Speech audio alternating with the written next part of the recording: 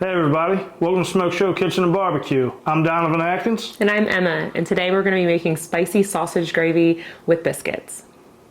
Biscuits are the easiest, hardest thing to make because you're working with really simple ingredients, things like flour and salt and leavening agents, but it's one of those things that's just so easy to mess up because you don't have a lot of flavor. So it's on you to bring in all the flavor. The other big thing about biscuits is it's all about texture.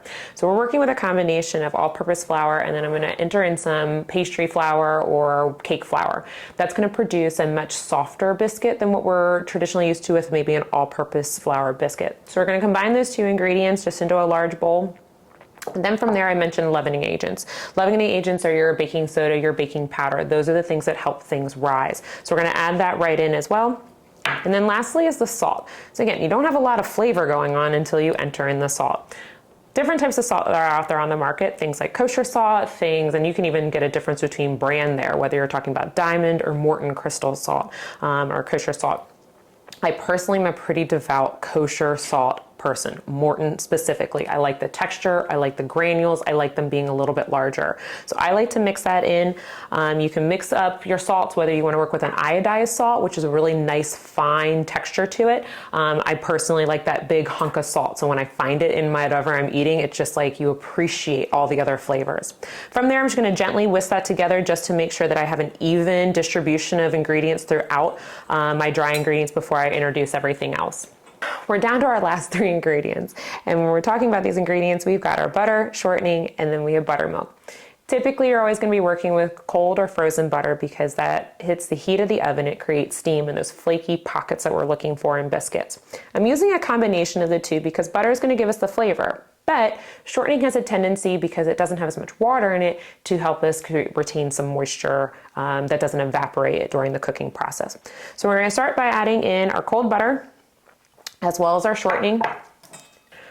With our butter and our shortening into our bowl, we're going to start to cut in our fat. That means that we're going to create really nice small piece-sized shapes of butter and shortening. We don't want to completely mix this in because we want them to have a little bit of chunks. We need it to hit heat of oven and create steam. So that's why we're going to just use your pastry blender. You can use 2 forks, you could use 2 knives. Some people will even use their hands, but think about it, your hands are warm. So as you start to expose your butter to the heat of your hand, you're going to start to melt it down and you may not be able to retain the chunks of butter as you would like. After cutting in the shortening and the butter with my pastry blender, I'll end up with these chunks. Little hunks of fat that are still in there. And those are the pieces that I want. They get kind of big, and then they have smaller pieces in there as well. So it doesn't have to be completely uniform. You just want pieces that are about the same size, or at least just not giant hunks and teensy little pieces that you've completely mixed in so it almost looks like cookie dough. I want there to be chunks in this. Last ingredient that we're gonna be adding is the buttermilk. We need some sort of tang, some sort of flavor going on in here. If you don't have buttermilk, you absolutely can make your own kind of curdled milk, which is a combination of milk, and whether you use vinegar or lemon juice, either one, you just need some sort of acid to kind of curdle that milk.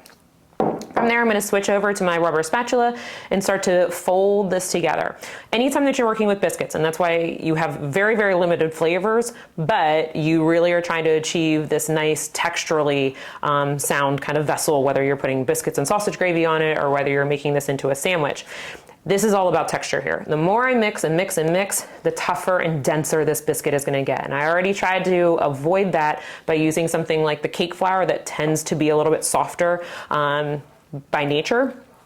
So I'm gonna gently bring this together, just folding that next layer over the other until I have pretty much a cohesive mixture. I just don't want a ton of loose flour in the bottom.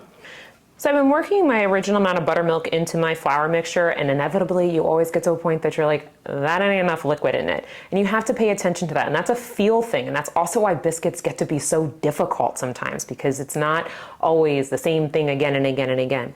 So I'm gonna add just a little bit more buttermilk, maybe about a tablespoon at a time. I don't wanna make this completely liquid mush, but at the same time I need something. There's no way that I can incorporate all of this flour into that amount of buttermilk. I just need a little bit more.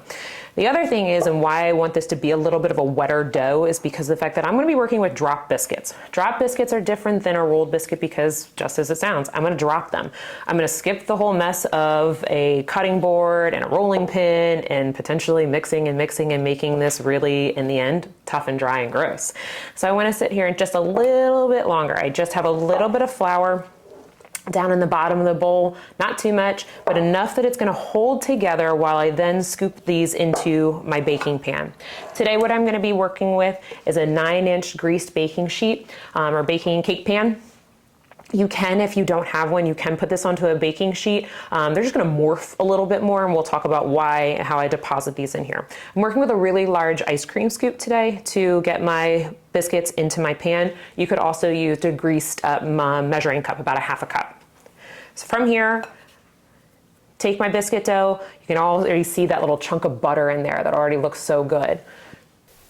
With all of my ingredients mixed together and then just add a little bit of extra buttermilk, it's come into a nice sticky kind of dough. I'm going to start to use an ice cream scoop. If you don't have an ice cream scoop, you can use about a half cup measure with a little bit of cooking spray inside to release these into my 9-inch greased baking pan today. If you don't have a round cake pan, you can use a baking sheet. The reason I like to use a round cake pan is because it nestles the biscuits together, which are also going to create a nice softer side. You can still see those nice chunks of butter that I have inside of the dough, and those are the pieces that we are really trying to achieve. We want to maintain them as long as we can. So I'm going to use really big heaping scoops of my batter, and I'm going to put that into this baking pan. I'm going to nestle them kind of close to each other, but again, they're going to rise, so they need some room to expand. So close, but not quite right on top of each other. You should get at least 6 really nicely sized biscuits out of this. Again, nestle them close to each other. That'll create that nice soft side, but we'll get these nice craggly, crispy kind of tops to them that are gonna bake off in the oven.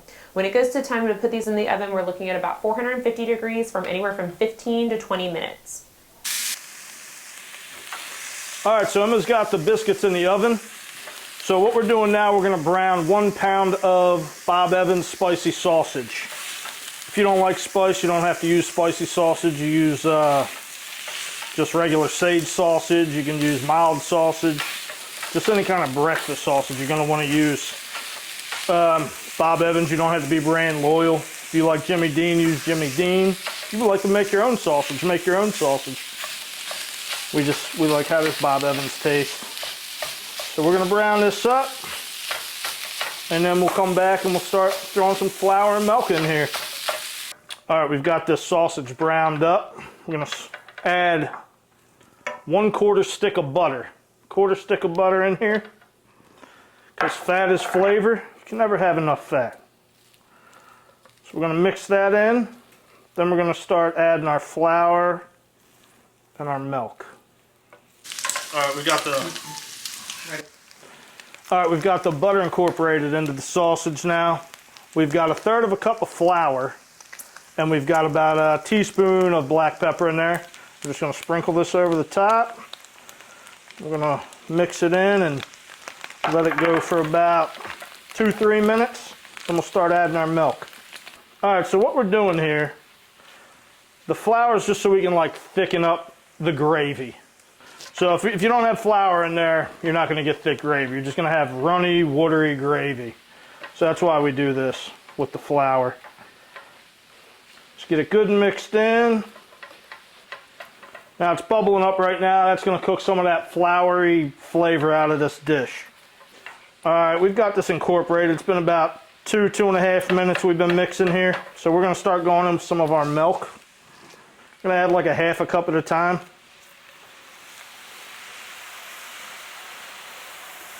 And we got 3.5 cups of milk here. We might use it all, we might not. We're just going to mix it. We're just waiting for this to thicken up. That's all we want. We want this to thicken up. If it gets too thick, add more milk. Like right now, it's kind of thick. So we're going to put a little more milk in there.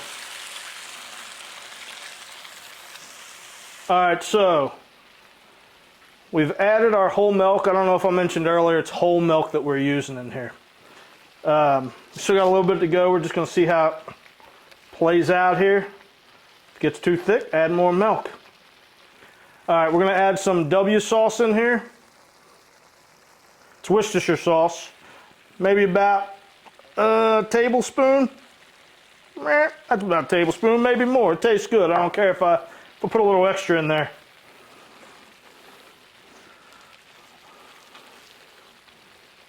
Incorporate that. Go in with a little more of this milk. All right, we're going to sprinkle a little bit of paprika in here. Just regular paprika. Just for a little color. Good enough. That was maybe about a quarter teaspoon. I'm gonna bump our fire. We're at like low medium right now. Depending on your stove, you're probably going to be about around medium heat. If your stove, you know how your stove cooks. So we're just going to keep mixing, mixing, mixing until it looks how we want it to look. So we've been mixing this for about maybe 4 minutes, 5 minutes. It's got the consistency we want. I mean, you can see it's kind of thick. I like a thicker gravy. Now we're just going to go over the top. We got Heath Riles garlic jalapeno, just for a little added flavor. I'd say maybe that's like half a tablespoon. Looks like the biscuits are coming out, so we'll see you back here in a minute. We're going to make a plate of biscuits and gravy.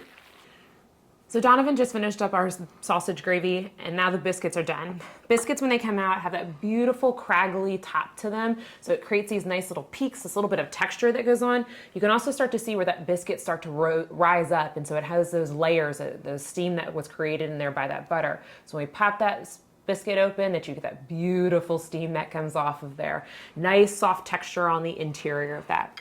Me personally, I normally like my biscuits plain, maybe with a little bit of honey, maybe with a little bit of jam. And that's really because I like the flavor of the biscuit. You've worked so hard to get a delicious biscuit out of really simple ingredients.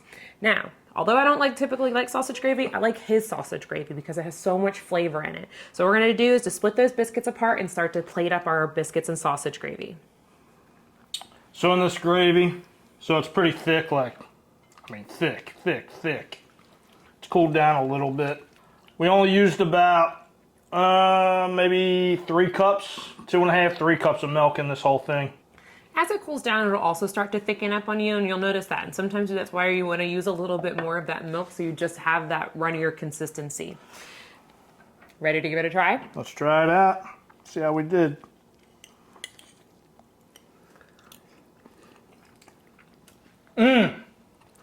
So good. That's so good. It's so good. That is full of flavor. You know what I really love about it? I love that paprika. The paprika adds that depth of flavor. I love the spiciness that comes out of the sausage, but it just rounds it out with a little bit more depth of flavor from that paprika.